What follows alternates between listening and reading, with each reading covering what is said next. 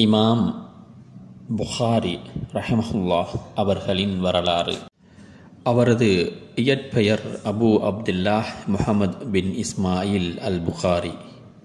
புகாரா என்ற ஊரைச் சேர்ந்தவர். இந்த ஊரின் பெயரே இவர்களது பெயராக அழைக்கப்பெற்றது. 16 வருடங்கள் கடின உழைப்பால் தொகுத்த ஹதீஸ் தொகுப்பு நூல் புகாரி. இமாம் அவர்களின் தாய் தந்தை இஸ்லாத்தில் மிகவும் பற்று உள்ளவர்களாக இருந்தார்கள். இதனால் இவர்களையும் இஸ்லாமிய பற்று உள்ளவர்களாக வளர்த்தார்கள். சிறு வயதாக இருக்கும் பொழுது தந்தையை இழந்தார்கள்.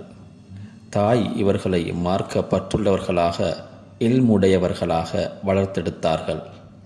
சிறு வயதிலேயே கண் தெரியாதவராக இருந்தார்கள். இவர்கள் தாயின் துஆவினால் அல்லாஹ் இவர்களுக்கு கண் பார்வையை கொடுத்தான். இவர்களுடைய தந்தை இஸ்மாயில் ரஹிமஹுல்லா அவர்கள் ஒரு ஹதீஸ் கலை அறிஞர். இமாம் மாலிக் ரஹிமஹுல்லா அவர்களின் மாணவர். கண் பார்வை இவருக்கு வந்த பிறகு அல்லாஹ் இவர்களுக்கு மரணம் செய்யும் ஆற்றலை அருளினான். 10 வயதிலேயே குர்ஆனை மரணம் செய்தார்கள். சுயூஹுல் முஹத்திஸீன்களிடம் ஹதீஸ் கலை அறிஞர்கள் புகாரா ஊரிலேயே ஹதீஸ் கலை கற்றுத் தேர்ந்தார். முஹம்மது இப்னு அபி ஹாத்திம் ரஹிமஹுல்லா அவர்கள் புகாரி அவர்களிடம் கேட்கிறார்கள், உங்களுக்கு எப்படி இந்த ஹதீஸ் கலையில் ஆர்வம் வந்தது? அதற்கு அவர்கள் சிறு வயதிலேயே குர்ஆனையும் ஹதீஸ்களையும் படிக்க ஆரம்பித்து விட்டதனால் அப்பொழுதிலிருந்தே ஆர்வம் வந்துவிட்டது என்று கூறினார்கள். ஒவ்வொரு குழந்தைக்கும் முதல் பள்ளிக்கூடமாக தாய்தான் இருக்கிறார்கள். அப்படிப்பட்ட தாயாக இவர்கள் தாய் சிறுவயதிலேயே இவர்களுக்கு கல்வி ஆர்வத்தை மூட்டி வளர்த்தார்கள். இவர்களது தாய் ஹஜ் செய்வதற்காகவும் மகன் மக்காவிலுள்ள அறிஞர்களிடம் கல்வி கற்பதற்காகவும் இவர்களது மகன் புகாரி அஹ்மது அவர்களை அழைத்து கொண்டு ஹஜ் செய்கிறார்கள். இமாம் புகாரி ரஹிமஹுல்லா அவர்கள் படிப்பின் மீது உள்ள ஆர்வத்தினால் தன் தாயிடம் இங்கேயே நான் தங்கி படிக்கிறேன் என்று கூறுகிறார்கள். அதற்கு அவர்கள் தாயும் சம்மதிக்கிறார்கள். கல்வி பயணத்தை மக்காவில் ஆரம்பித்து மதீனா, ஹிஜாஸ் போன்ற ஊர்களுக்கு சென்று கல்வி கற்றார்கள். 14,000 மைல்கள் தூரம் அலைந்து கல்வியை தேடி கற்றார்கள். 6 லட்சம் ஹதீஸ்களை மரணம் செய்துள்ளார்கள். இதில் 3 லட்சம் ஹதீஸ்கள் அறிவிப்பாளர்கள் தொடருடன் மரணம் செய்துள்ளார்கள். சஹீஹுல் புகாரி என்ற கிரந்தத்தில் இவர்கள் மரணம் செய்துள்ள அனைத்து ஹதீஸ்களும் இடம்பெறவில்லை. புகாரி தமிழில் 7 பகுதிகளை கொண்ட புத்தகமாக பல்வேறு தலைப்புகளின் கீழ் 7000 ஹதீஸ்களுடன் மொழி பெயர்க்கப்பட்டுள்ளது. அல்லாஹ் இவர்களுக்கு வழங்கிய இல்முடைய அருட்கொடையினால் இப்படிப்பட்ட சிறப்பு மிக்க நூல் உருவாயிற்று. இமாம் புகாரி ரஹிமஹுல்லா அவர்கள் 1080 இமாம்களிடம் கல்வியை கற்றுள்ளார்கள். இன்றைக்கு அல்லாஹ்வின் மாபெரும் கிருபையால் வீட்டிலிருந்தே கல்வியை கற்று வருகின்றோம். ஆனால் அன்றைய காலகட்டத்தில் ஒவ்வொரு ஹதீஸ் கற்பதற்கும் பல மைல் தூரம் பல நாட்கள் கஷ்டப்பட்டு பயணம் செய்து கல்வியை அன்றைய கால அறிஞர்கள் கற்றார்கள். புகாரி அவர்கள் 16 வயதிலேயே மற்ற ஆலிம்களின் புத்தகங்களை மரணம் செய்துள்ளார்கள். புகாரி அவர்கள் ஒரு பக்கத்தை பார்த்தால் அதனை உடனே மரணம் செய்யும் ஆற்றல் பெற்றவர்களாக திகழ்ந்தார்கள். இமாம் புகாரி ரஹிமஹுல்லா அவர்கள் ஹாஷித் இப்னு இஸ்மாயில் ரஹிமஹுல்லா இவர்களெல்லாம் நண்பர்கள். இவர்களின் நண்பர்கள் எல்லாம் மார்க்க அறிஞர்களிடம் கல்வியை கற்று அதை எழுதும் பழக்கம் உடையவர்களாக இருந்தார்கள். ஆனால் இமாம் புகாரி அவர்கள் எதையும் எழுதாமல் பாடத்தை கவனிக்க மட்டும் செய்தார்கள்.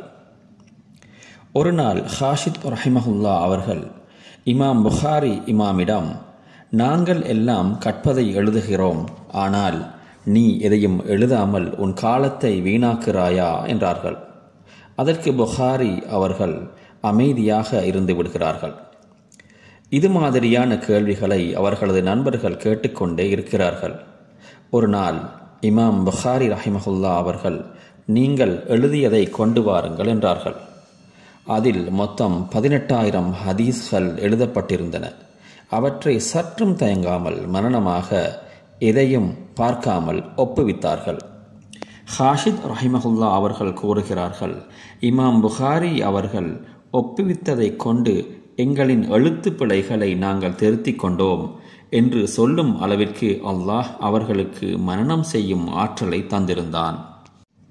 இமாம் புகாரி ரஹிமஹுல்லா அவர்களின் ஆற்றலை சோதிப்பதற்காக பக்தாத் நகரில் 10 இமாம்கள் 100 ஹதீஸ்களை எடுத்து அதன் அறிவிப்பாளர் தொடரில் மாற்றம் செய்து கேள்விகளை கேட்டார்கள்.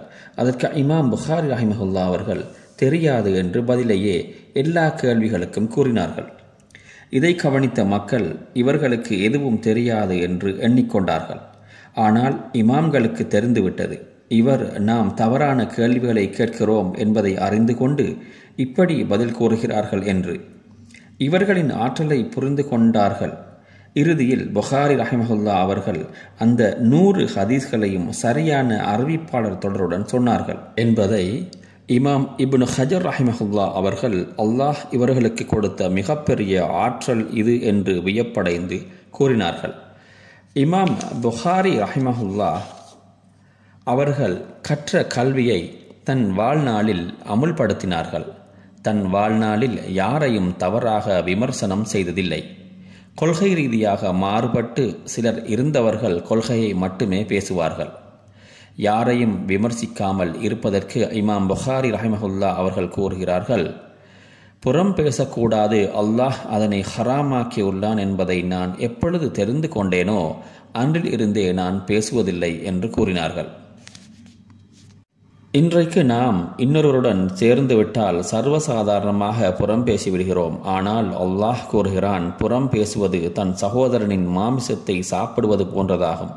இப்படிப்பட்ட மோசமான விஷயத்திலிருந்து நம்மை நாம் பாதுகாக்க வேண்டும். இமாம் புகாரி ரஹிமஹுல்லா அவர்கள் தன் வாழ்வாதாரத்திற்காக மற்றும் கல்விக்காக யாரிடமும் எந்த ஒரு எதிர்பார்ப்பும் இல்லாமல் இருந்தார்கள். அல்லாஹ் அவர்களை கண்ணியப்படுத்தினான். அவர்கள் வியாபாரம் செய்து தங்கள் குடும்பத்தின் ஒத்துழைப்பாலும் தங்கள் தேவையை நிறைவேற்றி கொண்டார்கள். இமாம் புகாரி ரஹிமஹுல்லா அவர்கள் ஒரு சமயம் கப்பலில் பயணம் செய்து கொண்டிருந்தார்கள். அப்பொழுது அவருடன் பயணம் செய்து கொண்டிருந்த ஒருவருடன் நட்பு ஏற்பட்டு தன்னிடம் 10,000 தங்க காசுகள் இருக்கின்றது என்று சொல்லிவிடுகிறார்கள். இதை தெரிந்து கொண்ட அந்த மனிதர் ஒரு சூழ்ச்சி செய்கிறார். அதாவது தன்னிடம் இருக்கும் 10,000 காசுகள் தொலைந்து விட்டது என்று கூறுகிறார். உடனே அந்த கப்பலில் இருப்பவர்கள் அதை அனைவரிடமும் சோதனை செய்து பார்க்கிறார்கள். இந்த சூழ்ச்சியை தெரிந்து கொண்ட இமாம் புகாரி ரஹிமஹுல்லா அவர்கள் அந்த 10,000 தங்க காசுகளையும் ஒரு துணியில் கட்டி கடலில் எறிந்து விடுகிறார்கள். கப்பலை விட்டு இறங்கியதும் அந்த மனிதர் இமாம் புகாரி ரஹிமஹுல்லா அவர்களிடம் கேட்கிறார்கள், அந்த தங்க காசுகளை என்ன செய்தீர் என்று. அதற்கு அவர்கள், நான் அதை கடலில் எறிந்து விட்டேன் என்றார். ஏன் இப்படி செய்தீர்கள்? அது உங்களுக்கும் பயன்படாமல் எனக்கும் பயன்படாமல் போய்விட்டது என்றார்கள். அதற்கு இமாம் புகாரி, ஒருவேளை அந்த காசு என்னிடமிருந்து நான் திருடன் என்று சொல்லிவிட்டால் நான் என் வாழ்நாளினை அர்ப்பணம் செய்து திரட்டி வந்த ஹதீஸ்களுக்கும் களங்கம் ஏற்பட்டுவிடும், அதனால் அப்படி செய்தேன் என்றார்கள். ஹதீஸ்களை பாதுகாக்க அதனுடைய உண்மை தன்மை எந்த பாதிப்பும் வராமல் இருப்பதற்காக கண்ணும் கருத்துமாக அவர்கள் செயல்பட்டார்கள். இபாதத்திலும் சிறந்து விளங்கினார்கள். ரமலான் மாதத்தில் 3 நாட்களுக்கு ஒரு முறை குர்ஆனை ஓதி முடிப்பார்கள். கியாமுல் லைல் முழுக்க தொழக்கூடியவர்களாக இருப்பார்கள். இமாம் புகாரி அவர்கள் இரவு தூங்கும் பொழுது திடீரென்று எழுவார்கள். இதை பற்றி அவர்களிடம் கேட்டபோது, ஹதீஸ்களின் அறிவிப்பாளர்கள் பற்றிய குறிப்பு எனது ஞாபகத்திற்கு வரும், அதை எழுதிக் கொள்வேன் என்று கூறினார்கள். எனவே தூக்கத்தில் கூட ஹதீஸ் கலையில் அவர்களுக்கு இருந்த ஆர்வமும் பற்றும் இதன் மூலம் அறிய முடிகிறது. இமாம் புகாரி ரஹிமஹுல்லா அவர்கள் ஃபிக்ஹ், ஹதீஸ், அகீதா என 3 துறைகளிலும் தேர்ச்சி பெற்றவராக இருந்துள்ளார்கள். சஹீஹுல் புகாரியில் ஒரு ஹதீஸை சேர்ப்பதற்கு முன் 2 ரகாத் தொழுதுவிட்டு மற்றும் 3 முறை இமாம்களிடம் அந்த ஹதீஸ்களை கொடுத்து சரிபார்த்து விட்டுத்தான் சேர்ப்பார்கள். தங்கள் வாழ்நாளை மார்க்கத்திற்காக செலவழித்து தியாகம் செய்துள்ளார்கள். அல்லாஹ் தன் மார்க்கத்தை நிலைநாட்டுவதற்கு ஒருவரை தேர்ந்தெடுத்தான் என்றால் அவர்களுக்கு எல்லா ஆற்றலையும் கொடுத்து சிறப்பிப்பான் என்பதே இவர்களின் மூலம் நாம் அறிய முடிகிறது. நல்ல விடயங்களை கேட்போம், நல்லவற்றையே அனைவருக்கும் பகிர்வோம், அனைவரும் பயனடையச் செய்வோம்.